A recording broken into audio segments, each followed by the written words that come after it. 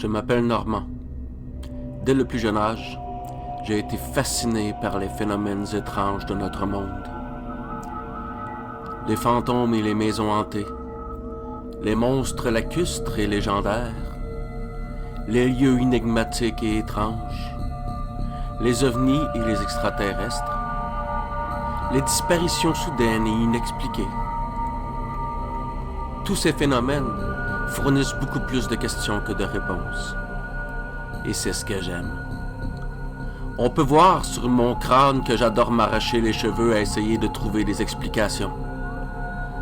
Je vous propose de faire un voyage avec moi au cœur de certaines de ces histoires.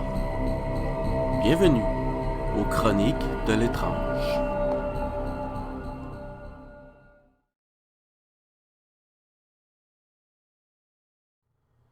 « 22 décembre 1938.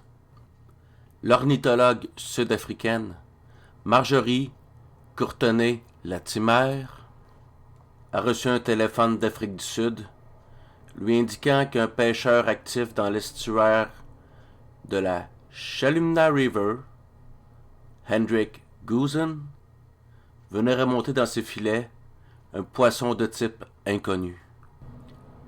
Elle emporta la prise au musée d'East London afin de l'étudier et de l'identifier, mais, ne le trouvant dans aucun de ses ouvrages, elle fit naturaliser l'animal et contacta l'ichnéologue James L.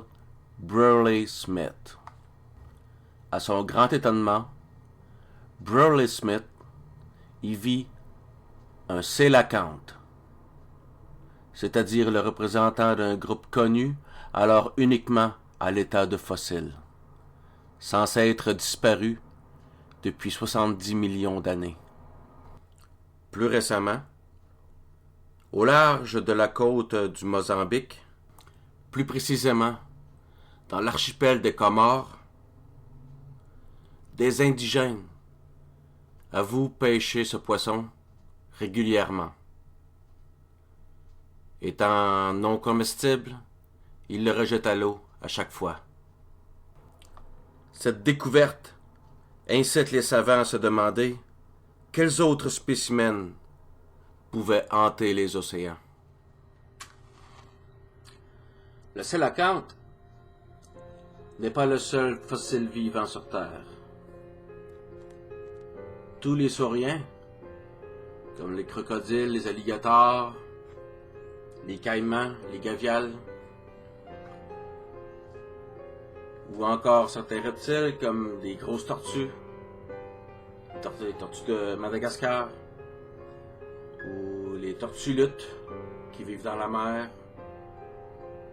ou encore certaines sortes de serpents comme les boas, les pythons, les anacondas. Tous ces animaux étaient déjà présents quand les dinosaures étaient là. Quand les dinosaures régnaient sur la Terre, nos pauvres petits crocodiles étaient là, aux côtés. Ça fait des millions d'années que ces créatures-là sont sur Terre et ils n'ont pratiquement pas évolué. Ils sont restés pratiquement les mêmes qu'à l'époque. Tout comme le coélacanthe, qui n'a pratiquement pas évolué depuis sa supposée extinction il y a 70 millions d'années. 70 millions d'années, c'est gros, là. Mais il y a des créatures qu'on croit disparues, aussi encore, mais qui ont disparu beaucoup plus récemment. Il y en a une de ceux-là qui fait le bug sur Internet depuis maintenant quelques années. Ce poisson est censé être disparu depuis 1,7 million d'années seulement. Comparativement au coélacanthe, qui est censé être disparu depuis 70 millions d'années, la disparition de ce poisson est beaucoup plus récente.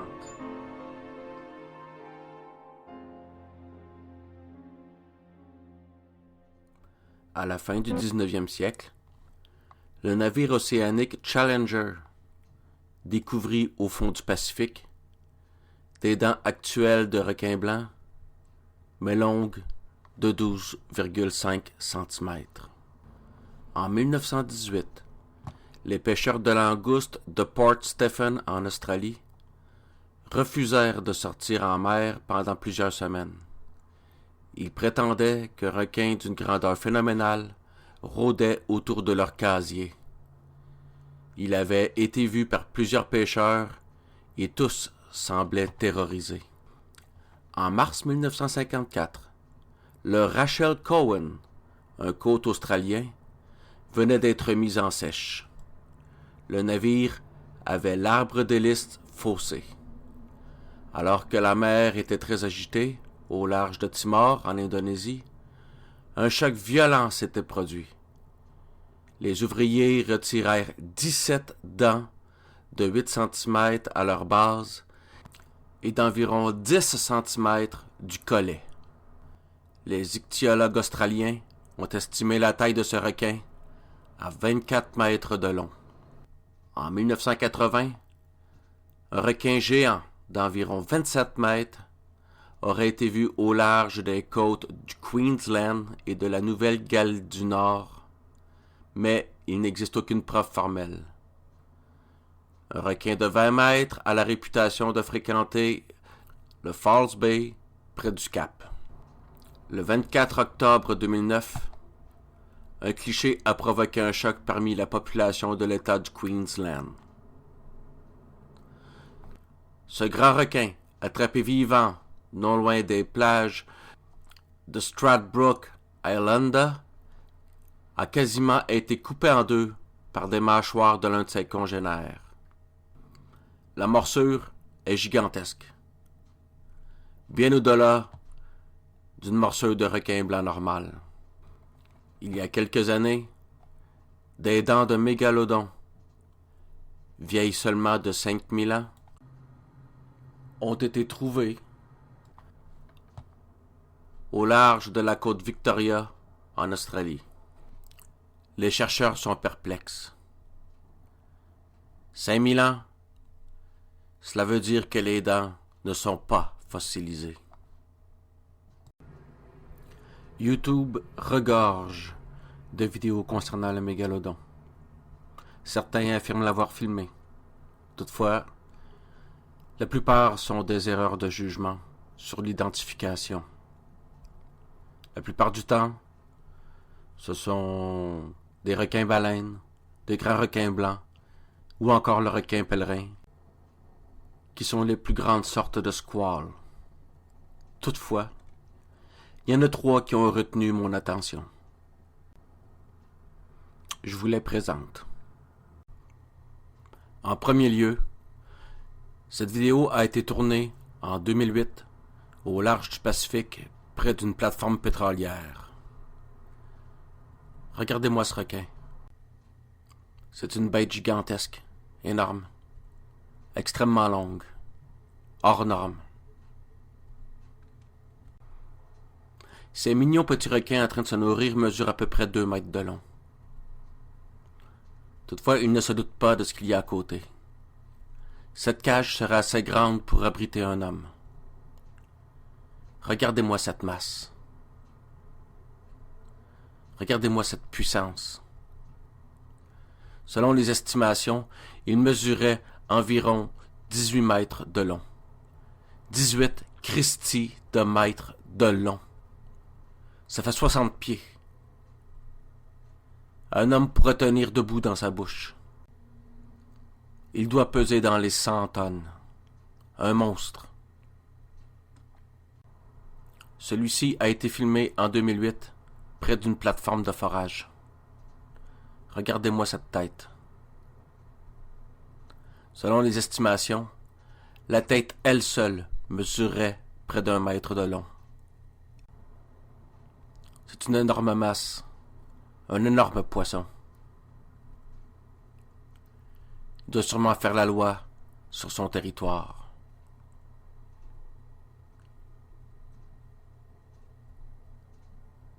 Quel animal impressionnant. Quelle puissance! Regardez-moi cette tête.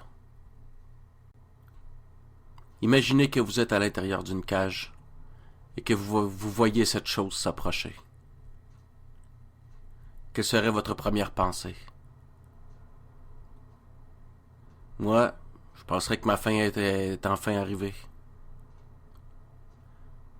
Regardez-moi ce corps élancé, fait pour la vitesse. Regardez-moi cette queue balayer tout sur son passage. Fouah! Et le voilà parti. Dois-je aussi vous rappeler qu'en 2015, on a capturé en vidéo ce requin anguille, censé être disparu, lui aussi, depuis des millions d'années. Malheureusement pour lui, le requin est mort quelque temps après sa capture. Il était probablement malade. Il est considéré comme étant un ancêtre du requin blanc. Lui, il vivrait maintenant dans les profondeurs des abysses. Mais si lui existe encore, alors pourquoi pas le mégalodon? Certains détracteurs vont dire « Ouais, mais s'il y a encore des mégalodons, là, comment ça se fait qu'on n'en voit pratiquement pas? » Ben c'est simple, mon ami. Selon le commandant Jacques Cousteau, qui s'est promené sur toutes les mers de la planète, on aurait exploré seulement 5% de nos océans.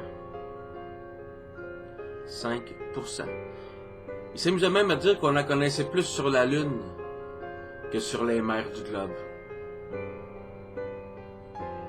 C'est tellement immense les étendues d'eau qu'on a, là. Pas surprenant que ça soit aussi facile pour eux autres de se cacher. Puis même qu'ils se cachent peut-être même pas. C'est juste qu'on tombe pas dessus.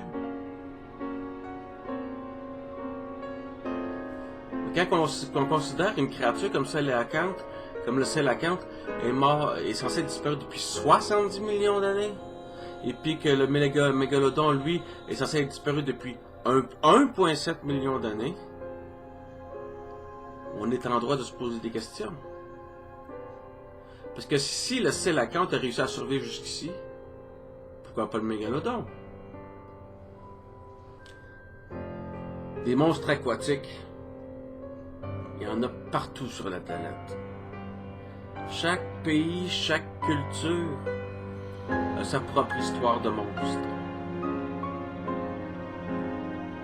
Dès que les bateaux ont commencé à pouvoir aller s'aventurer sur la mer, les histoires et les légendes ont commencé. Mais c'est pas nécessaire d'aller sur la mer pour découvrir des monstres à la cuisse.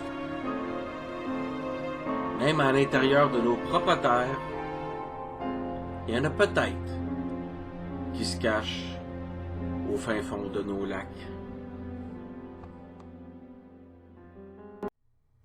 Le lac Champlain se situe en plein sur la frontière entre le Québec au Canada et le Vermont aux États-Unis. 9 juillet 1873. Un journal recueille le témoignage de plusieurs ouvriers du chemin de fer qui auraient vu la tête d'un énorme serpent sortant de l'eau, les approchant depuis la rive opposée.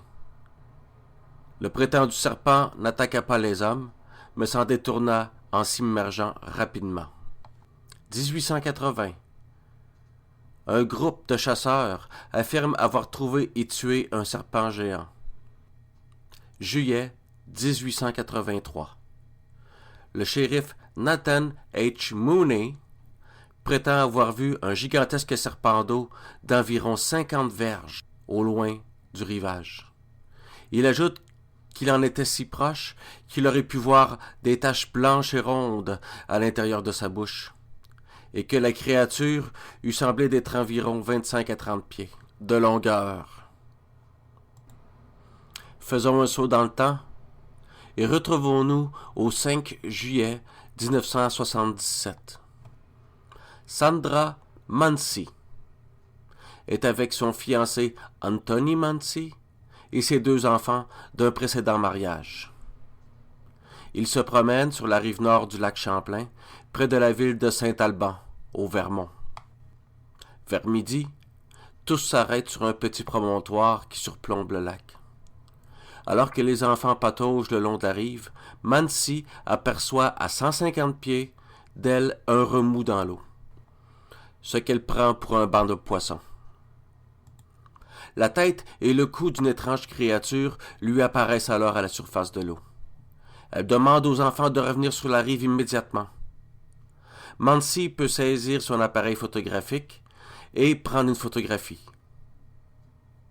Le supposé Champ ne semble pas gêné ou effrayé par les enfants qui jouent au bord de l'eau. La créature reste quelques minutes immobile avant de disparaître sur la surface de l'eau. L'observation avait duré un laps de temps significatif. Les Mansi l'estiment de 4 à 7 minutes. La photographie montre un cou et une partie dorsale de ce qui semble être un reptile gris-brun de grande taille. Mansi n'évoqua pas le sujet durant des années, puis, finalement, la photographie est analysée et déclarée authentique par les experts. Elle est publiée avec beaucoup d'éclat dans le New York Times du 30 juin 1981. En 1982, un membre du département d'océanographie de l'Université de Colombie-Britannique effectue une analyse et rend un verdict selon lequel l'objet ou la chose photographiée par Mansi est de grande taille, environ 16 ou 17 pieds. En 1983, Joseph Zarzinski, plus tard connu comme le chasseur de Champ, prête une oreille attentive aux témoignages d'observateurs du monstre qui, jusqu'alors, étaient souvent ridiculisés. Il consigne 224 témoignages ayant lieu jusqu'en 1984 avec, pour le 20e siècle, des pics d'observation durant les années 60, 70 et 80. Le 11 juillet 2005, 2 pêcheurs sceptiques, Dick Affolter et Pete Bodette, partent pour une pêche au saumon aux embouchures de la rivière Au Sable, durant laquelle ils parviennent à filmer, grâce à leur appareil photographique numérique, quelque chose affleurant la surface de l'eau à 100 mètres d'eux. La vidéo est diffusée à la télévision sur ABC News en 2006. Après examen par 2 analystes d'images du FBI à la retraite, il semblerait ne pas y avoir de retouches. Malheureusement, le 31 mars 2018, Sandra Mansi nous quittait, à l'âge de 74 ans, emportant avec elle son témoignage qui fut, sans aucun doute, la plus grande preuve de l'existence d'un monstre lacustre dans un des lacs d'Amérique du Nord. Selon les croyances, notre cher Champ serait un cousin éloigné de Nessie, le monstre du Loch Ness. Ça pourrait être un plésiosaure, une créature préhistorique rescapée de l'ère glaciaire. Parce que le lac Champlain, tout comme le Loch Ness, est un rescapé de l'ère glaciaire. Ils ont eu passablement la même histoire.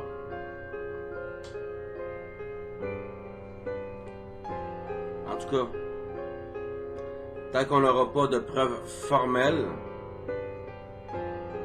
le monstre du lac Champlain va rester une simple rumeur.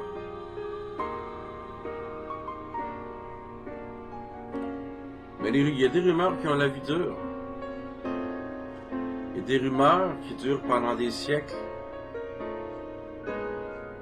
jusqu'à ce qu'on trouve, enfin,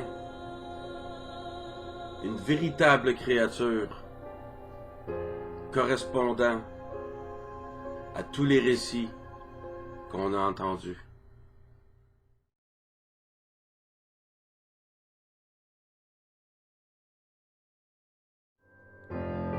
26 octobre 1873. Dans la fraîcheur et l'humidité du jour à peine levé, un manteau de brume recouvrait le port de Saint John, à la pointe sud-est de l'île de Terre-Neuve. Deux saisonniers, Daniel Squires et Theophile Pickott, chaudement vêtus de chandails épais, de laine et de ciré, se préparaient à pêcher le hareng dans une anse proche. Le fils de Théophile, Tom, âgé de 12 ans, et impatient de s'initier au métier de son père, les rejoignit au bassin. Le trio prit place dans un doris, petit bateau à fond plat, long de 6 mètres environ, et rama jusqu'à Conception Bay, où les trois hommes jetèrent leurs filets. Les pêcheurs ne tardèrent pas à remarquer ce qu'ils crurent être un amas d'algues flottantes. Or, s'approchant, ils comprirent que cette grande masse informe n'était nullement ce qu'ils pensaient. L'objet avait une surface lisse et une couleur rouge violacée. L'idée leur vint que ce pourrait être le corps d'une créature marine qu'ils n'avaient jamais rencontrée auparavant. L'un des pêcheurs remua ce gros tas bien étrange avec sa gaffe. Soudain, le monceau d'algues se mit à fouetter l'eau et l'air de ses 8 longs bras épais garnis de ventouses qu'il projeta en cercle devant lui. Au centre apparaissait un long bec de perroquet et des yeux aussi grands que des assiettes. Une paire de tentacules, comparables à des serpents, 2 fois plus épais que des bras, jaillirent vers le doris. En quelques secondes, le calamar géant s'était emparé de sa proie avec l'un de ses tentacules, attirant la frêle embarcation vers sa gueule béante. Enroulant l'un de ses bras sinueux autour du plat-bord, le calamar géant se mit à entraîner le canot sous l'eau. Désespérés, l'eau s'engouffrant dans leur bateau, les pêcheurs frappèrent le monstre de leurs rames tout en écopant avec un seau. Puis le jeune Tom empoigna une hachette. Assénant des coups furieux, il parvint à trancher le bras et le tentacule qui agrippaient le doris. Le monstre s'éloigna, lâchant derrière lui des traînées d'un liquide noirâtre. Les pêcheurs se hâtèrent de rejoindre le rivage à la rame, le bras et le tentacule amputés encore accrochés au bateau. De retour au port, sains et saufs, les 3 hommes exhibèrent la preuve irréfutable de leur curieuse rencontre. Le bout de tentacule, à lui seul, s'allongeait sur 6 mètres, qui est la taille d'un grand requin blanc adulte. Le bras du calamar, hélas, fut dérobé par des chiens affamés avant qu'on ait pu le mesurer. C'est à partir de cette histoire-là que le calamar géant a commencé à être pris au sérieux. Parce qu'avant ça, c'était juste une légende. Mais il aurait fallu entendre encore beaucoup de décennies avant qu'on ait d'autres preuves de son existence. Parce qu'à part le bout de tentacule de 6 mètres que nos 3 pêcheurs ont ramené, il n'y avait rien d'autre pour appuyer leurs preuves. Faut dire qu'à l'époque, la technologie n'était pas comme aujourd'hui, il n'y avait pas de téléphone cellulaire, il n'y avait pas de téléphone intelligent. Et même que s'il n'avait eu, je pense pas qu'il l'aurait utilisé pendant l'attaque. Mais, en 2007, au large de l'Antarctique, un bateau de pêche a pris par hasard un calamar géant, qu'on rebaptisa plus tard calamar colossal. Parce qu'il était plus gros, il était différent que le calamar géant.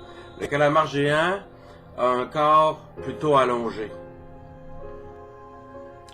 tandis que le calamar colossal est beaucoup plus long et beaucoup plus large qu'un calamar géant.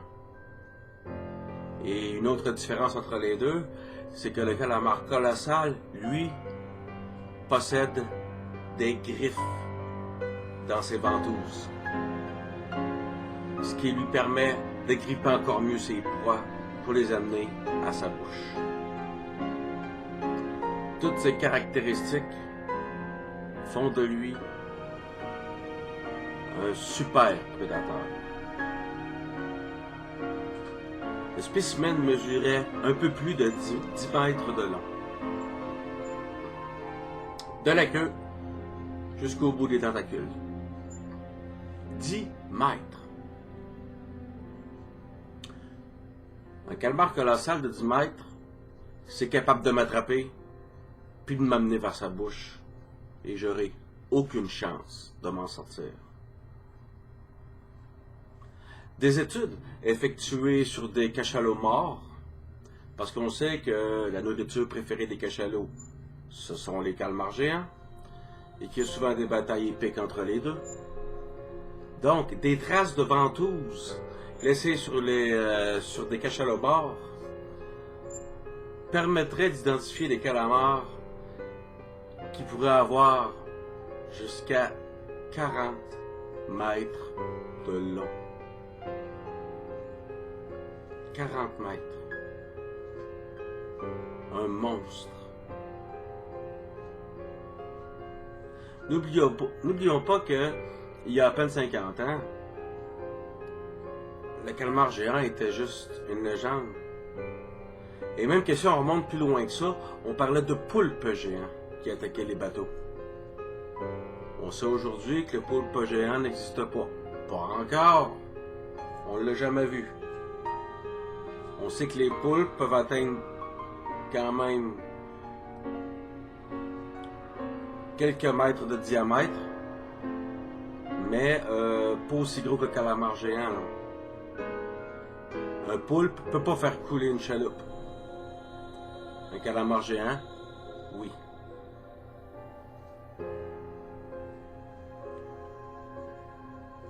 Toutes ces histoires, que l'on parle du Coelacanth, que l'on parle du mégalodon, ou bien de Champ, ou bien du calmar géant, nous rendent perplexes. Mais si le calmar géant, après avoir été une légende, est devenu une réalité, alors pourquoi y en sera-t-il pas ainsi pour les autres créatures? Tous les jours, les scientifiques, les zoologues, les océanographes découvrent des nouvelles espèces. Alors, moi, je me demande vraiment, qu'est-ce que l'avenir nous réserve en frais de découverte animale? Sur ce, la vidéo se termine ici. Je vous remercie infiniment de m'avoir regardé. Abonnez-vous à ma chaîne si ce n'est pas déjà fait. N'oubliez pas d'activer la petite cloche pour ne pas manquer aucune de mes autres vidéos. Et puis partagez, hein, pour que le plus de monde possible puisse voir ma vidéo pour faire grossir ma chaîne.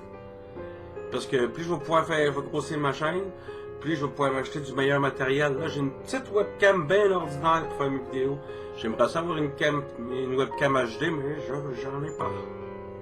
Je peux pas, j'ai pas les moyens. Donc, aidez-moi à faire grossir ma chaîne. Et puis, on se revoit bientôt pour une autre vidéo. Sur ce, je vous souhaite de faire de bons cauchemars. C'est un monde étrange. Un monde où il est impossible de trouver une explication pour tout. Ce qui est vrai pour les uns est complètement faux et erroné pour les autres. Nous avons des croyants et des non-croyants. Nous avons des faits et des rumeurs. Nous avons des histoires, mais aussi des légendes. Le passé regorge déjà de faits les plus troublants les uns que les autres. Quant à moi, je suis fébrile quant à ce que nous réserve l'avenir. Peut-être un jour aurons-nous des réponses. Peut-être pas.